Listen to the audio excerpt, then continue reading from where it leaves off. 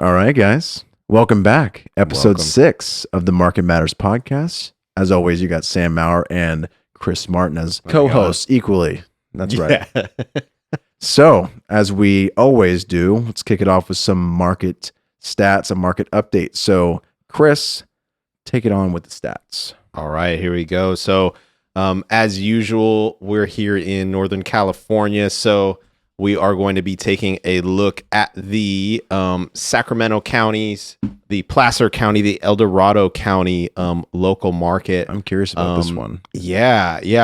And actually, before I get ahead of myself, let me actually kick it off. I did check some national data. I thought that would be interesting, or just some national things that we're seeing that I think will help incite us on the local data. I think that's relevant now just because of the news that's been going on. It's like, because they've been talking very nationally. So I like that. Yeah. So it's a little, it's becoming a bit more reflective. So it's good to have a pulse on that. Besides the numbers, pretty much what I'm noticing is the sales pace is ticking up overall from last year. Makes sense. Okay. We've got fewer homes on the market than what we year over year. Yeah. Okay. Then pretty much what there's a demand for. We're not really seeing an indicator of sorts that there would be a surge of inventory that's going to come in any way, unless, I mean, you could speculate that it's like, okay, maybe if we hit a recession and we get a huge amount of job loss, that could potentially, but those are big what ifs. So it's kind of like, I think there will be an increase slowly moving into May, because the biggest thing that's been kind of pushed among the real estate community and with all the agents I speak to, including you, is everyone seems to, well, data's actually supported this, that the majority of listings being sold to maximize profitability has been usually the first or second weekend of May. So I do believe probably going through April, we're probably going to see some more hit. But problem is, a lot of those homes have these low rates on the homes, on their mortgages. So it's like, it's tough to go from a 3% mortgage to now we have average of nationally at 6.97 for conventional. So that's a pretty tough pill to swallow as a seller from going one house to another. So I think that's definitely another factor to consider. I think it shows too that it's like a lot of people that are on the listing side of things right now. Generally, it's not a move like you would see a few years ago where it's okay, I'm selling this because the price is so high and the market's so hot and people are buying, so I'm going to make a nice little maybe profit from my equity to then maybe push into another house or move out of state. Right. It's much more usually out of some type of necessity that we're seeing people are listing right now. Yeah. Which scenarios can range, life is life. Who knows? It could be a negative, positive, just life needs. They need to upgrade for family. They need to move because of divorce. There's a million things that could be the reason why, right? Yeah. And I think, because I mean, the natural forces of like human elements, I think, are going to be the next thing. Because like, this is an unfortunate thing, but I've been thinking about it, is the fact that with inflation going on, and with increased costs, reducing of savings, with salary not increasing at the same rate, unfortunately, when it comes to financial, historically, we see sometimes, a lot of the time, it affects relationships.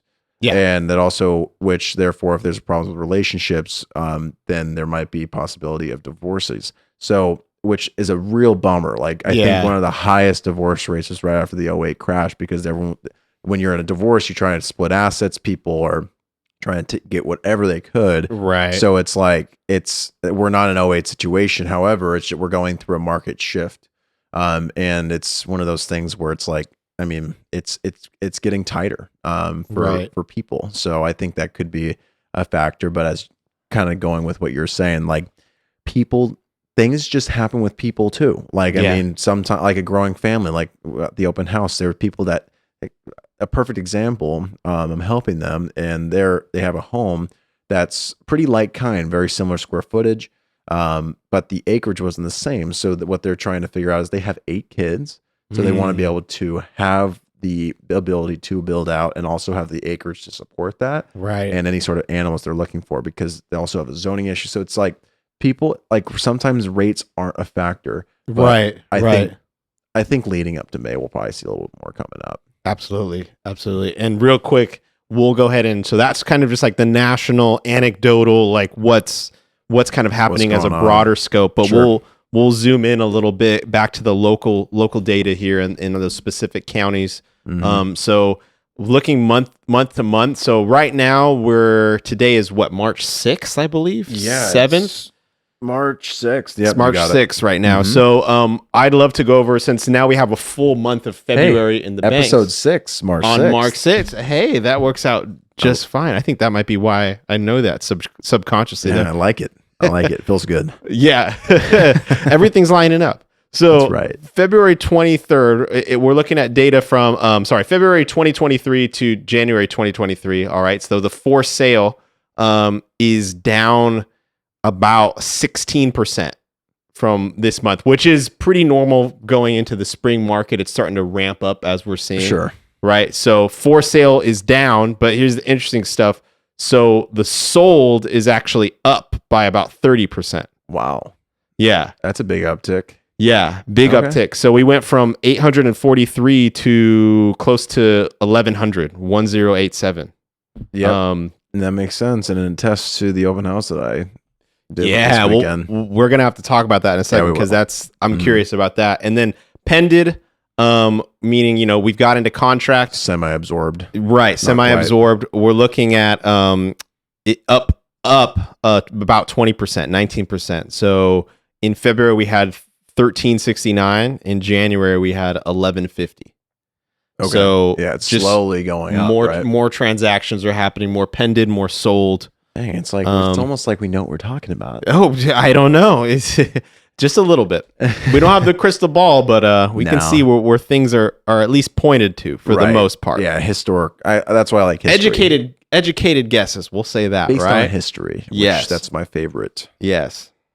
And just for fun, we've got what we would call today's stats, which essentially is we're looking at the first 5 days of March versus the first 5 days of February last month. Okay. Doesn't give us a huge indicator, but I think it's kind of fun. That's an interesting sample size. Yeah, right. So for sale, for the first 5 days of March, we're looking at 1718 versus 1991 in February. So it's down about 14%.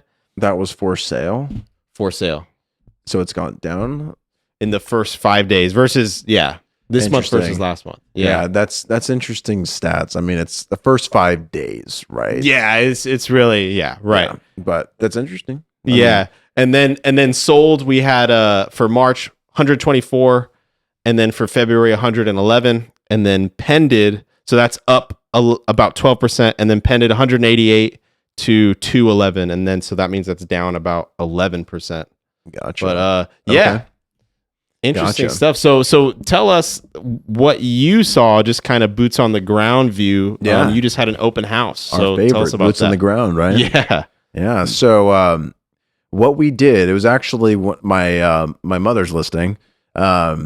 And it was, if you know the area, which the majority of people who watched, I'm sure they do, it was located in Newcastle, which it was kind of on the side of Newcastle that kind of feels like Penryn. So it's like in the most desirable area.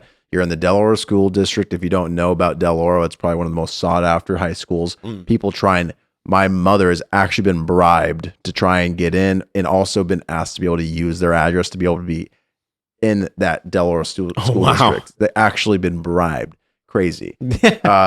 But essentially it was in a good area. And the property it hits a lot of people's boxes. It was a nice, flat, usable property.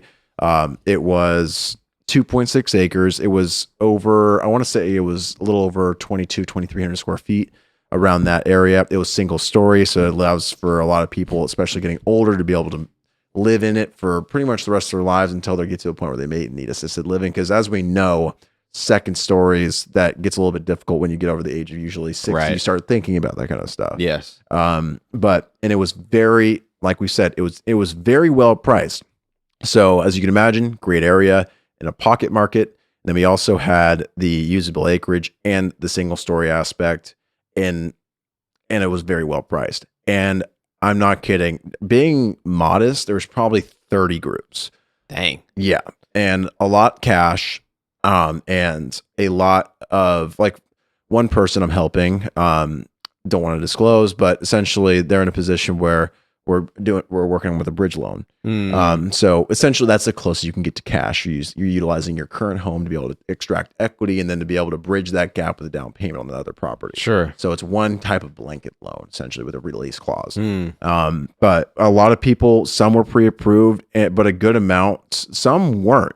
But the thing is, I think the biggest thing that this property and this open house communicated was, if you are pricing your property properly, and I mean properly, like for instance, if the market value is say 900,000, I recommend, if you have the ability, to put it up for 849,999 or maybe 869,999. Yes. Because guess what? Most people can see a deal when they can see it. Yes. Their agent will send them a CMA, as you do, Yes. give them an idea, which is a comparable market analysis, give them an idea what similar comps are in the area. And they're like, oh, this is under market. So they feel like they're finding a deal, but also John, Millie, and Susie saw that too. And guess what? They think they're getting a deal, and it ends up, that's what we're seeing. People are talking about, I'm still seeing multiple offer situations. Those are the properties that are priced properly. Yes. The ones that are not, and they're placed at market value, are not, because it's all about the psychology, because there are buyers 100%. out there. But it really comes down to pricing it properly, and it makes it even better with the area of which you're at. Yes. If you're in a high, maybe like there's parts of Sacramento where it's like there are parts of Sacramento, it's like it's an investor's haven. It's like maybe it's close to Sac State. It's within that 3 to 425. An investor's if they see a good deal, they're gonna pounce on that because the rents are great. It's a great appreciating area, or Penryn or Loomis or what have you. They know it's desirable to rent. Right. Yes. Yeah. So the point is that it's going to be based on area, but mainly about price. Rates obviously are affecting the common, but when it comes down to it, location. We go back to the basics, right? Location, and price. So buyers are out there, which is cool. And people, I had a few conversations at the open house where it's like, yeah, we've actually been buyers since around 2020 and we missed the boat. But actually, they think that they're hitting it right at the right time because we have the financial capability of doing it. So we don't have to go against nearly as many people. We have the cash to support it, and we can think on it a little bit more. Right. So there are people out there, and that people are seeing the benefits of being able to buy now versus later, because I was watching a video, I think I was talking about it earlier, like if there even was an inevitable crash, which there's not going to be a crash, we're in a position where things are just shifting and they're getting naturalized. Even if there were a crash, the common 3.5% down, the 5% down folks are going to be last in line. The first people that are going to get in line are the cash buyers, the investors that can just completely blow them out of the water. They can throw away inspections, they can throw away any sort of contingencies, but the small guy, like the 3.5%, 3% down payment assistance, those are the people that are going to be last in the queue. It's like going to the best analogy I got was if you're going to a garage sale and they had all these awesome antiques, but you were last in line and the last thing you got was a pair of socks. Right. That's kind of, because that's the reality. If there's deals all over the place, big money's going to win. Yeah. And a seller, and as a listing agent, you got to do what you got to do for the benefit of your seller. So obviously you're going to be accepting the higher price with the better, if you got cash or if you got like a 10-day close with no contingency, stuff like that. So just some things to think about. What do you think about that? Have you what have you been hearing in the woodworks? Yeah. I mean, talking about just going back on how important it is to be properly priced, I think is huge right now. I think that's the most important thing right now. Absolutely. I think, to your point, location, like when it comes to school districts or what kind of area we're in. Because we know there's always lot that like size. area that people know about, like the Fab 40s of Sacramento. Of course. Like there's that. highly sought after areas in any place that you go to, right? And people will be aware of that. And that's a huge factor in itself. But even if you're not in that highly sought after area, or even if you've got a listing, it's like price really is, I think, the number one determining factor. Everyone's price sensitive is what everyone's been saying. It is. I agree. Yeah. Price sensitive. Yeah. For obvious reasons, right? Things outside of the market itself, when we're talking about, you touched on earlier about inflation, affordability for everything in general, Interest right? rates, We're seeing memes about eggs being ridiculous here in California, right? So it's like which is like that in itself is kind of a finger on the pulse of like things are getting, in general, living costs are ticking up. So therefore, the savings that we have are being hit hard by that a little bit. People are going to have to buckle down more. They're either raising income or they're cutting budgets or both, right? Yeah. So really, it's what you have to do. So, but if you're in a position where you want to list your property, really, and this has kind of always been the game, kind of what you mentioned with this open house, it sounds like, you know, your mom did a fantastic job of counseling them of what price it should be to get that many people in the door. But to your point, hey, if market data says this, really what we want to do is we want to go below that. So like you said, it's a deal. Everyone wants a deal. Doesn't matter what it is, but housing especially. So especially right now with a price sensitive market, that's what people are 100% trying to look for, is a deal, right? So you give them that, or at least the sense of that. And then like you said, this kind of psychology thing happens where, okay, now we get a huge kind of multiple offer situation, which right now, compared to what we've seen, it was much easier to do a multiple offer situation a couple years ago. Pretty much on any property, because it was a simple supply and demand issue. Demand was sky high because interest rates are so low. Everyone could afford it. Exactly. I mean, you qualify people at $5,000 a month in a gross monthly income. Now you're not going to get much, right, if you were to do that. So it's really comes down to those couple factors, really. Right. So it's just, it's a situation where pricing right is just huge, because you can still have the multiple offer situation. It's just a little more rare. You have to be in a situation where you can afford to do so, right? Yeah. But I would say in a weird way, doing that usually will yield you the highest price you're going to get anyways, because the worst thing you can do is price incorrectly from the get. You're going to get stale. Right. It's going to be stale. Essentially what's going to happen is you're going to get way less buyers than you would have if it was priced incorrectly. And again, the psychology of it, when you could probably tell from the energy of that open house, you can tell me more about that. Yeah. But when you have a busy open house, the buzz and the feeling that everyone gets when they're in there is, oh, this is a hot property. Someone's going to buy this. Someone is going to buy this. I had multiple people, probably like at least 7. They're like, this is going to be sold quick. And then people hear that and they're like, then it's just like, everyone just starts getting stiff. They're like trying to figure out numbers. They're like getting their measurements out, and they're like, then herd like, there's something here, you know, exactly. Like it's just, you feel it, but that it just goes to show like that location and the price factor. Like, I mean, my mom, I mean, I think this factor is kind of on a case by case basis, but my mom, she really goes above and beyond. She even got an appraisal on the property. I recommend that to properties that are in that location, because the one thing to consider with doing a pre-appraisal is that the longer that, like, say for instance, you did an appraisal in Roseville, there's a lot of like kind properties. I choose Roseville because there's a lot of subdivisions with very easy comps. Sure. So if you were to do an appraisal and unfortunately it sits for say 60 days, that valuation could very well be a little bit lower because of that time and other new comps in the area that may have brought it down. So I think it's a good tool if you know you got a good property that has a lot of potential in the location. So you can kind of position yourself even more in your leverage. Then you can also advise your sellers, be like, I want to do this for you. This is what we got. It came in at this, but considering all the factors, the location, the amount of buyers, the interest rate environment, et cetera, this is what I recommend we go with. And that's what that's what a listing agent is all about. Absolutely. And I think out the gate, when you provide that value of like, here's the best tool we have to get the most accurate, like this is what this property is most likely worth. I love that. The pre-appraisal, that's such a, I think, key idea and a cool idea for a property like that in particular, for a market that we're in right now. It's like getting all of the data on the table, showing it to, like, being completely transparent is a part of that too, where it's like, hey, listen, this is what it is, but here's the strategy that's really going to help you win, right? It's like, don't just look at that number and think that's it. It's like, because then that's not going to create the buzz that you really want to sell this property, right? Right. So The one thing that was interesting though, because there was such great buzz that I spoke to a few people that weren't pre-approved, and they felt like,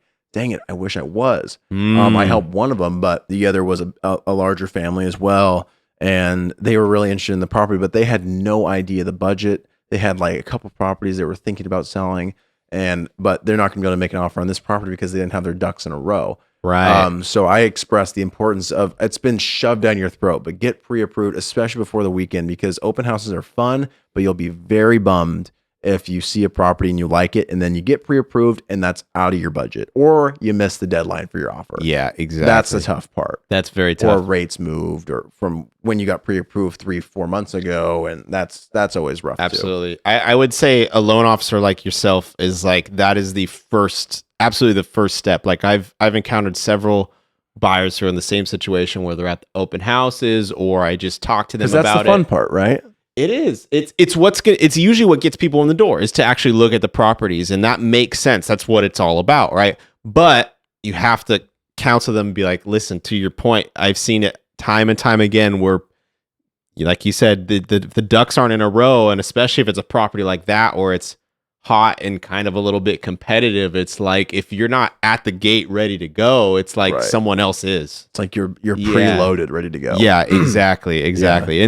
And what that does too, I think it just makes a huge sense of clarity for buyers as well, where it's like the filtering of finding the properties itself is even easier, where it's just like, hey, instead of a search like this is what we think we can do, but in reality, it's more like this. Exactly. And this is where we need to be looking because we fit within this box. Exactly. And I think that's perfect, because then what that'll do is it'll budget-wise. Budget wise. It's like, figure that part out first, and then you go on the list of like, okay, the smaller things, I'd say, where it's like, okay, obviously bedroom, bathroom, what size, do we want this type of yard, the pool, the this, the that. You figure all that out. And then once you have that, it's like, okay, we've narrowed it down to almost like a dozen properties, or maybe even less. And it's kind of like, these are the ones. It's like, okay, you're at around 650. So, we probably can't go to Penner and Loomis. However, you like you want a little bit more square footage. Maybe let's look at El Dorado. You stay within an hour sphere, and you work in Sacramento. You want a little bit more property. So you kind of figure that out, because you also allocate, and then you're like, is this area okay? It's like, actually, we're really curious in that area. And then you start looking into that, and then it opens up new doors and all that. So it's just like, it's the pre-approval process. The financing side's the boring part. I love that. That's what I do, obviously. But I can understand it's boring to get your W-2s. It's boring to ask your HR to give you 30 days of pay stubs. It's boring to print out your statements or scan your statements, what have you, but it's a necessity. Absolutely. And that's why I hang out with you, because I like to just go look at the houses. That's right. Just go look. No touchy. Yeah, right. But yeah, the one thing, and the last thing was, I'm sure you can attest, but how do you feel about pre-inspections on a listing? Huge. It's a tactic that my team actually always asks, almost as if they were a buyer. Obviously, when I'm acting as a buyer's agent and dealing with clients that are going to purchase a home, it's almost a non-negotiable where I'll ask them and highly advise them, get an inspection, get a home inspection, get a pest inspection, get a roof inspection. Certain places, there's other inspections that might be necessary as well. But I would say that same mindset, really, I go into that when you're listing a home too, because it's like, hey, listen, you're by being completely transparent with what this house has, it's like, not only is it going to make the transaction that much smoother, but usually out the gate, you're going to, if they come back good, or even if something comes back bad, it's something you can address up front. Absolutely. And it's something that, it's, again, the more transparent, the more information you have on the property right away, the easier someone can make a decision to put in an offer to go for the purchase, right? Yeah.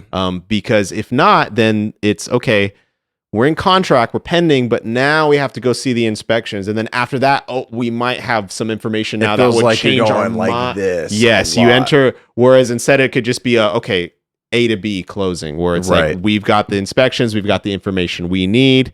That's not to say the buyers might not do their own inspections on top of that, but at least they have a much clearer idea. Usually if it's very recent, it's a pretty clear indication of what's going on. Yeah, if it's some like rinky-dink company, then yeah, I definitely advise your Sure, buyers to get an inspection. But on the listing side, I think it's incredibly important because it also can dictate your pricing too. Yes. It also can dictate the amount of traffic you can get to your listing. Like for instance, like on the open house I did, my mom did pre-inspections across the board. Right. And guess what? Huge. Clear pest. What does that mean? VA approved. Bam. So, and then also that, and it also works in relation to FHA. There's no exposed wire. All of the necessary factors in terms of minimum property requirements, it hit all those governments. So guess what? You went from cash to conventional all the way to VA, FHA, and USDA. Right. Boom. USDA may or may not, depending on, USDA is based on location. I think the closest one is like Nevada County. It has to be crazy rural. Right. But it allows for you to be able to have more opportunities for buyers, and it also allows buyers to have a more warm feeling. And then also you might be able to get less contingencies in place. Like if it's a reputable company, some buyers may waive their inspection. Right. Because there it is. Like I saw it before I even made an offer. I know exactly what I'm getting into. Yes. As much as you can. And that's huge. So not only are you making the transaction smoother, but on top of that, you are, to your point, if it's a point where you can clear the inspections, or, it really could make you cut a problem at the bud too. If you do notice there's something wrong with the pest inspection or something wrong with the home inspection, you can then as the agent say, hey, listen, before you even go out the gate, this might be something we want to repair or we might want to address right away. That way we can do it on our own terms, our own guys. Far better when you have more information in hand. Exactly. Simply. The more transparency, the better. Even having something that my team loves to do is having the disclosures up front. Absolutely. Pre-disclosures up front. So again, the more you can stack up the transparency of just, hey, here it is, this is what it is. Even if it's a scenario where, hey, the sellers, maybe they don't have the want or the means to go for that repair, and they're still just going to go, hey, it's as is. At least the information's all on the table. So if you have those buyers come there, it's not going to become a big shock. It's just kind of like, okay, this is what it is. I know what I'm getting into. We can either negotiate that or I'll fix that. I know that that's already there. I totally agree. Yeah, so it's when it comes down to that, it's like, for me, the worst is going into a deal, working with an agent, and there's those bigger questions, especially when it comes to a government loan. Going in blind. It's like, for one, I'll usually, I'll ask for everything, and I'll you and I will look at stuff together. Like, I think this should go FHA approved, subject to appraisal. But that's the thing. It's like, I have my minimum property requirements, and I'm 99.999% on point. Right. There's that 0.01 that, who knows, maybe say the inspector missed a spot, or if they're especially with VA, what if there's one part where it has moisture and then but it was overlooked? There's always that small question, but it's like having a reputable company that did your pre-inspections going into that. It just feels so much better. Oh yeah. It just feels so much just better. Again, coming back to how powerful just the psychology and like the emotional side of real estate, if you will, of so like much emotion. It can be, which makes sense. The more you can eliminate the possibility of having those negative stressors to both parties involved, both seller and buyer. Doesn't matter which side you're representing, but to make the transaction as smooth as possible with transparency, with professionalism, with timeliness, with honesty. It's like all of those things will just make the experience for everyone involved that much better, that much easier. So, and that kind of segues kind of perfectly into our topic today about mindsets. Oh yeah. So yeah, I've been having a goal lately. I'm trying to read, we'll say 20 books. You're better than me, man. I'm an audiobook guy because you know me, I just like getting things done quick. I'm an efficiency guy. Exactly. Like if someone wants me to get them pre-approved, it's like, all right, I'm gonna get you. Like I'm only gonna work as fast as you get me stuff. That's how I work. So like I need to be better at that because I'm just my fast. It just can't sit down and just read a book. It's so difficult. I know it's been a struggle for me. I won't even lie to you. I'm an article guy, forcing me to do that because I think it's important. Readers are leaders, as they say, right? So I'm just like, damn, man, what am I then? You're on your way to being a leader. Yeah. You're on the way to being a reader. Yeah. Audiobooks still count. I still listen to audiobooks too. I'll usually sometimes juggle, or it'll be segments of podcasts or seminars or things from a book. I just work on that just because my natural way of learning. I don't know if you took the test when you were younger, like if you're visual or auditory. Sure. I'm predominantly auditory. Yeah. So like when it comes down to it, most ideal would be if I had a book and I had the audiobook going at the same time. To read that and would to be listen. key for me. Yes. Yeah, because I'm a big listener when it comes to that kind of stuff. Might be worth trying out, but just quick. I just run an idea into my brain. Yeah, right. But double the cost though. Got to buy the book and the audiobook. Yeah, that's true. Hey, the author will thank you. I know. Seriously.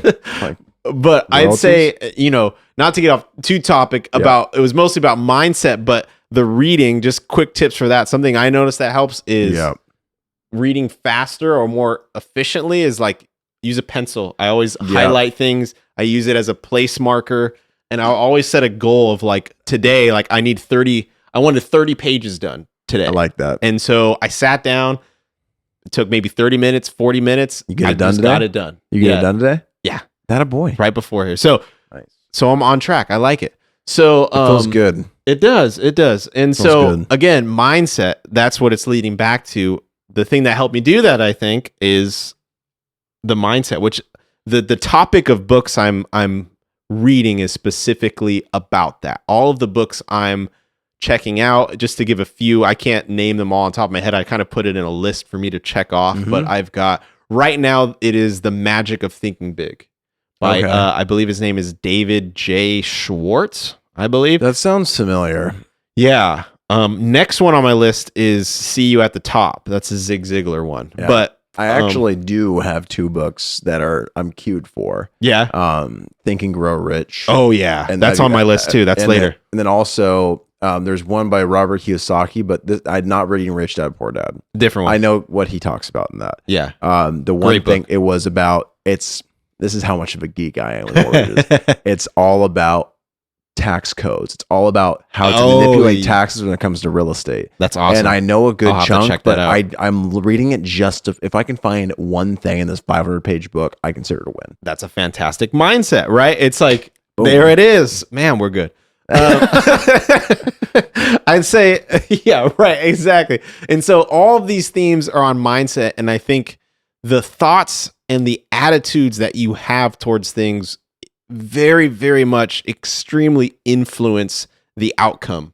Or totally agree. I couldn't agree more. Even if, let's say, the outcome was not what you expected or maybe even wanted, your attitude of perceiving how to move forward from that moment is also very much affected. So facts. It's a win-win, really. It's like yeah. If something negative happens to you, you have the ability to flip that and turn that into an opportunity where it's like, hey, let's say I didn't read my 30 pages, right? It's like, or I'll even be honest, lately something that's been helping me with just productivity and efficiency is cold showers. That too, actually. Hey. But that never stops. But I'd say to-do list. Won't stop. Yeah, right. Good. Big to-do list. Yeah, but I like. Yeah. But having it in a place where it's constantly looking at you. In my bedroom, it's almost like it's like a whiteboard, but it's not a real whiteboard. It's just it's like a made of that like I'm old school laminate. On my yellow sheet. Yeah, on my yellow pad. Well, I have it just posted in my bedroom where it's like a laminate. You can use a dry erase. I like that marker, right? And like so it's to-do list. And essentially every day, what I've been doing for the past week, and I've really been liking it, it's making me just efficient because I've got a lot of stuff. It's just top of mind where it's like, I'll start with like, okay, number one is always create a list. So you always get a check if you finish that. I like that. It's momentum, right? So it's kind of like getting 1 point on the test for putting your name down. Spelling correctly. Exactly. So it's create a list. And then through that list, it's like, okay, I'm thinking, what's my biggest priority for the week, for the day? What do I really need to tackle right away? That might be something big, kind of hard, but is important, right? Yeah. That's next. Obviously every other little thing that you're going to do throughout the day, if you're going to make yourself some food, if you have to do some laundry, maybe a chore thing, hit the gym. It's always on there, right? Got to. And so, and I have that on there, and it's like, and then I'll look at it and be like, okay, go. And then I'm off and running. I'm trying to get these things done. And I'll always kind of reconvene back to my bedroom and then check off all those things. It's like, Nice. okay, what's next? And it's always just kind of looking at that broad picture of the day. Yeah, I like that a lot. And just tackling it and just having the mindset that it's like, you can do that. You can really change things on a small level. You can progressively add more or make those a little bit bigger or more. Like maybe it turns into 35 pages or 40 pages. Precisely. That's where it becomes really fun. And then something I've noticed, which is this crazy phenomenon that I really like, is sometimes I'll get things done quicker than I anticipated, or like I'll have a clear board and I'm like, I have time. I'm just like, that's what happened the other day with my cold plunge. I was going for a minute and a half and I felt good. I had a minute and a half. I'm like, excuse my language, but I was like, fuck you. I can go longer. That's right. Because I was just like, when I'm doing my cold exposure, I talk shit to myself. I do. I really do. I literally just been like, come on, you got some more, bitch. Come on. Yeah, come on. You're already in the shit. You ain't Keep shit. going. Come on. Yeah. You ain't this, but you're also like, come on, you got this. Yeah. Kind of thing. It's like, exactly. Yeah. I think it's easy to scoff at. It's really easy to scoff at these days because we are so used to, I think, casual negative thinking or casual average or thinking. Casual non-accountability. Like, it's okay. You didn't have to do that. It's okay. Yeah, it's fine. It's okay. It's like, is it okay though? No, it's not. Is it okay if I do that every day? It's like when for instance, if I miss the gym, like today I just did cardio. I'm a little bummed that I didn't get to do weights. Right. But like, for instance, if I didn't do anything and I came home and I was like, I didn't get to hit the goddamn gym today. The regret. And it was like, maybe I had a long day at work or whatever stupid excuse I may have. With the gym, it's tough to have that big of an excuse. But like when I go back and I'm talking to like my brother and he's like, it's really not that big of a deal. But to me, it's just in my head. It's like, it's a fucking big deal to me. Like, and it's just some like, and don't get me wrong, I'm not talking shit about my brother. Sure. But he's the same way. He got a great mindset. But that was just an example of if someone were to come up to me and talk to me and be like, it's okay, you didn't hit the gym. Right. People have off days. It's like, I think what is important is to be able to move through those tough days and still get that shit done. Yes. That's the most rewarding. Like when I remember just doing that cold plunge, it was just like, it was raining. There was one day I was doing it raining. I was like, this sucks. Yes. And I know it's going to suck. But when I got in there, I'm like doing this. I'm looking at my watch. I'm like, I got this. Yeah. But then you feel so feeling. Good. And then like I get home, it's like I had the best sleep I could have possibly had. I was so happy. It's like you always feel better when you know you didn't want to do it and you freaking did it. You freaking did it. You found the way. You found the way through that. And yeah, going back to your brother, it's like it's always, I think that's when it's a crux, when it's coming from people that you really love and respect and it's good intentions people, right? Where it's like they'll say that because they care about you and they don't want to see you in that current negative state of like maybe you reflecting and going, that wasn't my best. Right. Or like, and you know, it's not like they're trying to encourage you to be like soft or something. Not at all. No, but it is important where it's like, and I think this goes back to, again, the positive mindset of like, if the outcome doesn't happen the way you intended or wanted, how you can use that as an opportunity. It's like, I'm sure on those days you do miss, that becomes fuel for the fire the next day. Like, tomorrow level. There's no effing way. Yeah, exactly. Yeah, it's next level. But I think it's easy. You have to have that where it's like, okay, we messed up this time. We're going to do better though. And it's just going to be rocket fuel for tomorrow. So it's fine, you know? So absolutely. Yeah. Yeah. And I mean, the thing with mind, it's like, I feel like the tough part with mindset, and a lot of people, you always hear that because mindset's spoken about a lot. And on the internet, a lot of people make it sound really easy, but they tend to be the people that have already won. Yes. The people that are always continuing winning, but it's some people do, some don't, but a lot of them do not talk about the before. It's a lot easier to say that keep yourself not mindset, keep going. Things are going to get better when you're winning all the time and you got to that point. Yes. So we're working our ass off and we're not to the level where we want to be. Right. So for us, mindset's important, but we have our down days. We have our loses, and sometimes there's a stretch, especially like there's been a few weeks where it's like I don't even know when I'm going to close my next deal. Yeah, you don't know where your paycheck's coming in and then from. you just keep going, and it's like you keep that mindset, but then it's like, how do you get through it when you're not getting any wins within that like long stretch of just like you're marketing, you're working, you're hitting open houses, you're talking to people, you're doing all the right things, right? But you're not seeing anything come back in return. So I think the thing for me to always fall back on, this is something I've been working with, is staying positive, enjoying things in the moment, not expecting an immediate result, and also realizing that this is kind of my thing, the buffer effect. The things you do are not unseen. Right. It just takes time. People move like people. People aren't computers. Like, oh, you did that, you get that in return. Done. Yes, there's an incubation period to what seems like everything in this, we'll call it the universe, right? It's like there's everything takes a moment where it's like a good analogy is like, okay, if you have a seed, you can't look at the seed and say, okay, here you are in the ground, become a tree right now. Yeah, like it's just like, no, that's not how it works. But you can be sure that if you have that seed and you put it in the ground and you water it and you get sunlight and you do the right things, it will become a tree. But you have to have that.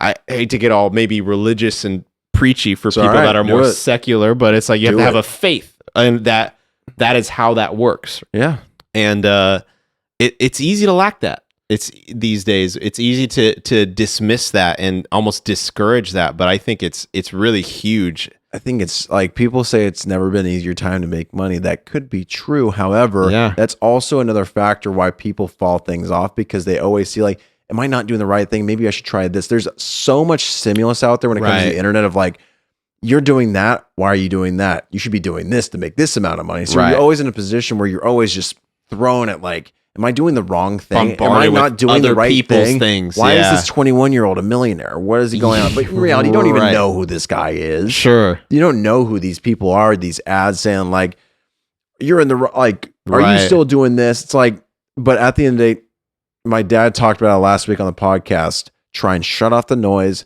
keep focusing, and do you stay consistent. And like, and that's why we also have mentors to kind of give that reassurance. Like, you are doing the right thing.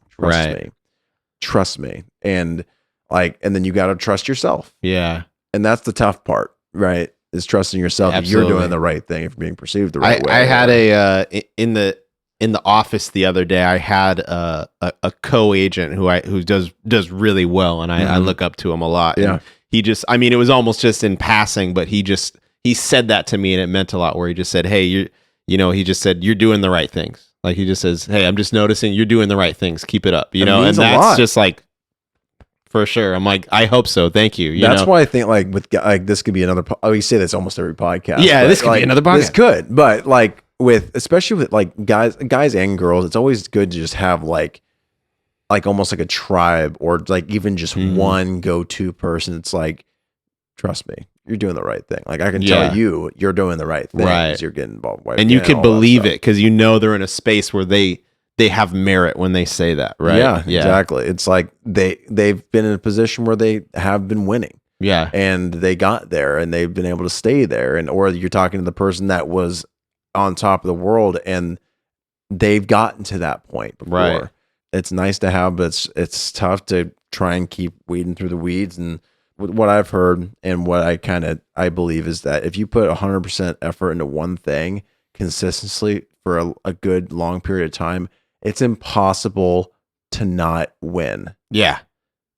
And that can be as small or big as you could think. Right. And that can be up for your interpretation. Right. But it's literally impossible to not win, and at whatever degree. If you really put your all into it for just as long as it takes, it's like it's going to crack before you crack, is how you have to have. It's how you have to approach it, right? Yeah, absolutely. So, I mean, another thing with mindset too is like, I think it also rubs off on a lot of people, especially with your relationships. Like, you've talked to a few people. We do our networking events, but you can just kind of tell when someone is, their mindset is in the wrong direction, or maybe it had been through a mentorship, or if lack thereof, or got in for the wrong reasons, or like maybe just in a down state of mind at that moment, right? Yeah. But the problem is, it's tough, but it's kind of draining. It is. And another thing that a lot of people are a lot more slow at the real estate market, whether it be insurance, whether it be title, whether it be loan officer, whether it be a real estate agent. And I spoke to a couple of guys that they've been trying to join YPN. And I know why, because but I can just tell in their face they're joining for the wrong reasons. They're joining because they want that immediate, I need results because I'm super slow. But I can tell in their mindset. It's not the mindset of like, Sam, I'm loving what you guys are doing. It looks so much fun. And the ability to get connected with everyone in the area, have that just drive and that energy. It's amazing. How can I be involved? Right. More so like, so how has YPN helped you? Or what have you gotten from YPN? It's like kind of approaching it from a transactional, selfish reason instead of, And it's like, I get it. Maybe they don't realize, but yeah. Yeah, but like, and to be honest, in the very, very beginning, I kind of thought that way with PCAR or with YPN. Like, sure. And I was like, oh, this is a great way to be able to get leads. But then you start to realize it's like, it's a little bit bigger than that. Yeah. It's more, you start to realize just focus on the cool relationships you're working with. Focus on the people that are around and enjoy the moment instead of trying to get something super soon, kind of like what we were talking about earlier. But like the short-term mindset. I guarantee if we didn't have similar mindsets, we would not be as good of friends as we are. Then like we would probably not be doing a podcast, right? Right. Like if I was a Debbie Downer, if you were a Debbie Downer, like it's just we've spoken about energy a little bit in the past, but it's like mindset can sometimes translate over to positive or negative energy. I think a lot of the time, absolutely. And you can tell when someone's just dialed in and they got their stuff together and they have that mindset. But people just want to be around those types of people that have that kind of mindset. It's just like positivity. It's just infectious. Yeah, I think either one is infectious, and that's the point. It's like whatever you're pulsing out there, that's what people, if they're around you long enough, that's what they're going to start to adopt. It's just going to kind of be a part of them subconsciously, where it's like if you're always the Debbie Downer, it's like maybe not the first week they know you, but it's like if you're exposed to that all the time, every day, it's like it's going to start affecting you. But the opposite is true. If you're with someone that's just like driven, enthusiastic, makes you think like, man, what was in their coffee this morning? I remember the best open houses we've ever had, which you can go into an open house like, this is gonna suck. I'm not gonna get any leads. This is gonna be lame. We've gone into open houses a couple of times. We always have a good time at open houses, whether it's slow or busy. And when we go in, we're jiving, we're vibing, we're having a good time. But our mindsets are aligned to where it's like, we're focused on meeting people. And if we are able to help some people too, great. And if not, whatever. But we're there with positive intent. We have the mindset. If someone needs help, we're there to help them. Yes. And I think that's the difference between who you were describing before. It's like, they're coming in with with it flipped, where it's like, oh, I'm thinking of like, how is this going to help me? What can I get out of this? What can I, where it's like, okay, how can I be of service and of value so that I know things will be put into place that it's going to come back to me. And what comes back to you, it's like coming back to you as a byproduct of you being able to give. Right. And like be in that mindset, offer services, or just be a local servant. Yeah, if you will. Yeah, servant or piece, whatever you want to call it. Right. Just someone that just acts with the intent of just clear path. Yes. Mindset. So right. But consistency.